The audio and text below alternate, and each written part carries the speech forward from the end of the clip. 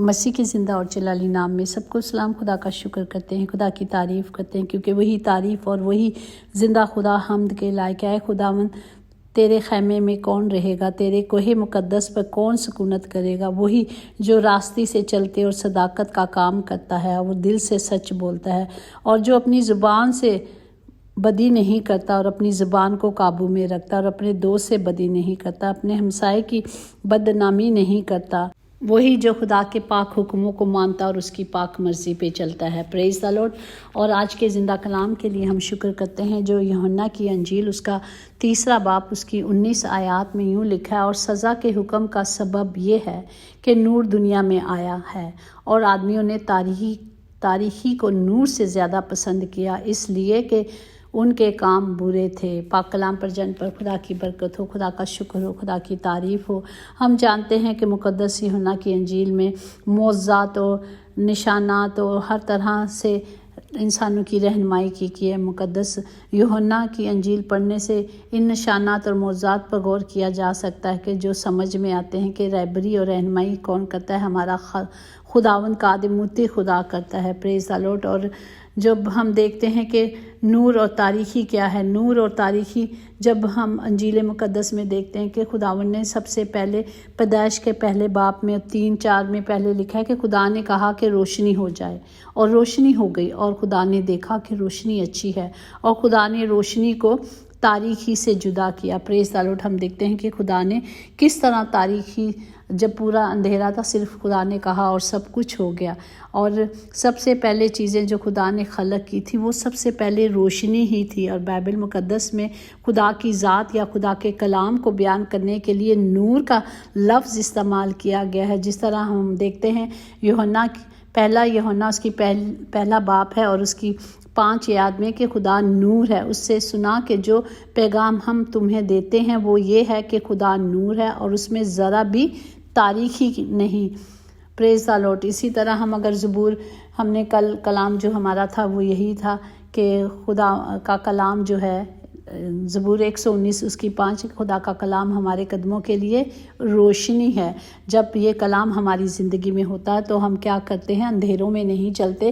اندھیروں سے مطلب ہے گناہ نہیں کرتے، غلطیاں نہیں کرتے، مصیبتیں جو اندھیرے سے مخاطب کیا گیا ہے، جو عیسیٰ نبی کے 49 چیپٹر میں ہے۔ اگر ہم اس کی 6 ورس میں دیکھیں تو کیا ہے کہ ان کی پوشاک کیا ہے؟ اندھیرا ہے، اور ان کے اعمال بدکاری کے ہیں، اور ظلم کا کام ان کے ہاتھوں میں ہے۔ وہ وہی غلط کام کرتے ہیں جو علم سے ناواقف ہیں، جو کلام سے ناواقف ہیں، جو جانتے نہیں کہ خدا کا کلام ہی ہمیں چھڑاتا ہے۔ ان کے پاؤں بدی کی طرف دوڑتے ہیں، وہ غلط کام کرتے ہیں اور بے گناہوں کا خون بہاتے ہیں، اور ہر بات میں وہ جلدی کرتے ہیں۔ ان کے خیالات بدکاری کے ہیں، وہ بس صرف بدکاری جانتے ہیں، غلط کام کرنا جانتے ہیں۔ وہ گالی گلوچ دیتے ہیں، اور قتل تو ایسے کرتے ہیں نا، انسان کی جان تو ایسے لے لیتے ہیں جیسے خدا ہیں،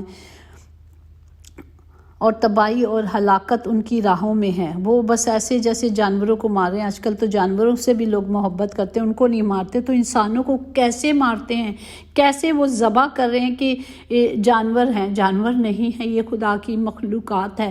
خدا نے اپنے ہاتھوں سے انسان کو تراشا اور اپنا دم پھونکا، اس میں خدا کا دم ہے، اور انہیں ذرا شرم نہیں آتی۔ جو اندھے ہیں، اندھیرے میں ہیں، جو گناہوں میں ہیں اور یہ کام کرتے ہیں، وہ سلامتی کا راستہ نہیں جانتے، وہ صلح کو نہیں جانتے، وہ انصاف کو نہیں جانتے، وہ اپنی راہیں ان کی جو ہے نا وہ ٹیڑھی ہیں، اور وہ سوچتے ہیں یہی سب کچھ ہے۔ جو کوئی ان میں جائے گا وہ سلامتی کو نہ دیکھے گا۔ جو ان راہوں کو دیکھ رہا ہے یا چلتا ہے وہ کبھی بھی سلامتی سے ناواقف نہیں ہوگا، کیونکہ ان کے پاس انصاف ہی نہیں۔ جیسی طرح اگر ہم عیسیٰ 59:9 میں دیکھیں، اس لیے کہ انصاف ہم سے دور ہے، ان سے دور ہوتا ہے، اور صداقت نزدیک نہیں آتی۔ انہیں پتہ ہی نہیں ہوتا انصاف کیا ہے، انہیں پتہ ہی نہیں ہوتا کہ یہ میں غلط کر رہا ہوں۔ وہ نور کا انتظار کرتے ہیں پر دیکھتی تاریکی ہیں، روشنی میں چلتے ہوئے بھی اندھیروں میں چلتے ہیں، کیونکہ ان کے پاس کلام نہیں۔ اسی طرح اگر زبور 107:10-11 میں دیکھیں، جو اندھیرے اور موت کے سائے میں بیٹھے مصیبتیں اور لوہوں سے جکڑے ہوئے ہیں، چنانچہ انہوں نے خدا کے کلام سے سرکشی کی ہے، اور جو حق تعالیٰ کی باتوں کو نہیں سنتے، اس کے کلام کو نہیں سنتے، اس کی باتوں کو نہیں مانتے، وہ اس کے کلام کی حقارت کرتے ہیں، وہ احمق ہے اور وہ کیا ہے، اندھیروں میں چلتے ہیں۔ اور خدا کے دشمنوں کو تاریکی کے حاکم کہا گیا ہے، اور جو خدا کی مرضی کے مطابق عمل نہیں کرتے انہیں باہر اندھیروں میں ڈال دیا جائے گا۔ متی کی انجیل اس کا 22واں باب ہم 13-14 میں دیکھیں۔ اس پر بادشاہ نے خادموں سے کہا، اس کے ہاتھ پاؤں باندھ کر باہر اندھیروں میں ڈال دو، وہاں رونا اور دانتوں کا پسنا ہوگا، کیونکہ بلائے ہوئے بہت ہیں مگر برگزیدہ تھوڑے ہیں۔ اسی طرح اگر ہم یوحنا کی انجیل میں بھی دیکھیں تو ہمیں یہی گواہی ملتی ہے کہ ہمارا خداوند زندہ خداوند، سچا خداوند ہے، لیکن جو یوحنا نور اور تاریکی کے لفظوں سے اس کشمکش کو بیان کرتا ہے جو یسوع کو قبول کرنے والے اور ایمان نہ لانے والوں کے درمیان ہوتی ہے۔ اسی طرح دیکھیں مقدس پالوس رسول جو ہے، یہ یسوع کو جو رسول ہیں یسوع کو فصح کہتے ہیں جو قربان ہوا۔ اگر ہم دیکھیں کس طرح خداوند اپنی گواہی دیتا ہے، لوگ جب یقین نہیں کرتے تو خدا اپنی گواہی خود دیتے ہیں۔ اگر ہم دیکھیں گے یوحنا کی انجیل اس کا 8واں باب 18 آیات میں ہے، ایک تو میں خود اپنی گواہی دیتا ہوں اور ایک باپ جس نے مجھے بھیجا میری گواہی دیتا ہے۔ پریز دی لارڈ۔ اگر ہم رومیو 3 باب میں دیکھتے ہیں اس کی 25 میں، جو مسیح یسوع میں ہے مفت راست باز ٹھہرائے جاتے ہیں، اسے خدا نے اس کے خون کے باعث ایک ایسا کفارہ ٹھہرایا جو ایمان لانے سے فائدہ مند ہو۔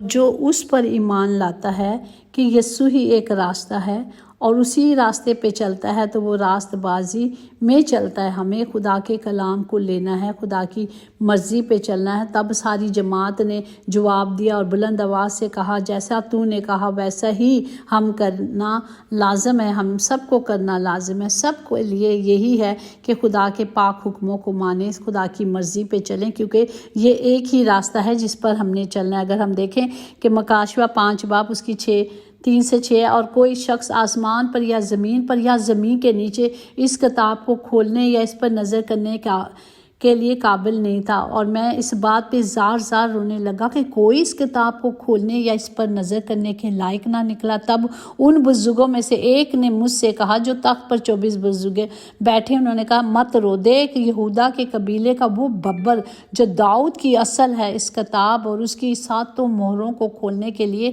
غالب آیا۔ اور میں نے اس تخت اور چاروں جانداروں اور ان بزرگوں کے بیچ میں گویا ذبح کیا ہوا ایک برا کھڑا دیکھا، اس کے 7 سینگ اور 7 آنکھیں تھیں، اور یہ خدا کی 7 روحیں ہیں جو تمام روحیں زمین پر بھیجی گئی۔ پریز دی لارڈ۔ اور یہ آج بھی ہمارے لیے راستہ ہے، آج بھی وقت ہے ہمیں اس راستے پہ چلنا ہے، کیونکہ راست باز کے لیے ایمان لانا دل سے ہوتا ہے اور نجات کے لیے اقرار منہ سے کیا جاتا ہے۔ جب ہم اقرار کرتے ہیں کہ یسوع ہی زندہ راستہ ہے، یسوع ہی ایک راہ ہے جو اس نے ہمیں بتائی ہے، اور نور اور تاریکی میں چمکتا ہے اور تاریکی نے اسے قبول نہ کیا۔ ہم دیکھتے ہیں کہ کس طرح جب کمرے میں لائٹ آ جاتی ہے تو اندھیرا ختم ہو جاتا ہے، اور ہم دیکھیں کہ اندھیرے میں ہی غلط کام کیے جاتے ہیں۔ رات کے پہروں میں لوگ کلبوں میں جاتے ہیں، جو گند ہے نا وہ رات کے پہروں میں ہوتا ہے، کیونکہ وہ وقت شیطان کا ہوتا ہے۔ 12 سے 3 بجے تک اس کا وقت ہوتا ہے، اور 3 سے بعد خداوند کی حضوری میں، اور اس وقت شیطان کا پورا زور ہوتا ہے۔ آپ دیکھیں، میں پچھلے دنوں میرے ایک فیملی ہے، وہ بہن بھائی قبرستان سے ایک پارٹی سے واپس آ رہے تھے، منگنی کی پارٹی میں، تو وہاں سے جب گزرے تو ان کو آوازیں آئیں، کیونکہ وہ سنسان راستے ہوتے ہیں اور یہ گندی روحیں بھی وہاں گھومتی ہیں، اور انہوں نے بچے وہیں اسکوٹر پہ گر گئے۔ تو ہمیں ان پہروں میں اپنے بچوں کو باہر جانے نہیں دینا، ہمیں روکنا ہے، کیونکہ ان پہروں میں شیطان اپنے کام زور سے کرتا ہے، کیونکہ وہ وقت اس کے پاس ہوتا ہے۔ تو ہمیں اس وقت خدا کی حضوری میں رہنا ہے، اس وقت خدا کے قدموں میں رہنا، تاکہ ہم پر اور کسی پر کوئی حملہ نہ ہو سکے۔ ہم دیکھتے ہیں کہ جیسے کرسمس ہے اور شادی کی ڈیکوریشنز ہوتی ہیں تو کتنا اچھا لگتا ہے، اندھیرے میں لائٹیں چمکتی ہیں۔ اسی طرح ہمارا خداوند، جب ہم گندگی سے باہر نکلتے ہیں، جب ہم گندگی میں تھے، ہمارا خداوند آیا اور اس نے ہمیں بچایا، اور ہم اس نور کے فرزند ہیں۔ جب ہم اس راہ میں چلیں گے، چاہے کہیں بھی چلیں، لیکن جب ہم اس کی راہ پہ چلیں گے، خود خدا آ جاتا ہے، خود اس کی حضوری ہمارے ساتھ رہتی ہے، کیونکہ اس کا پاک روح ہم میں بستا ہے۔ لیکن جہاں کہیں بھی कहते हैं ना, कवल तो कीचड़ में भी खिल जाता है। चाहे कितनी भी गंदगी हो, जहाँ खुदावंद हमारे साथ चलता है तो कोई कुछ नहीं कर सकता।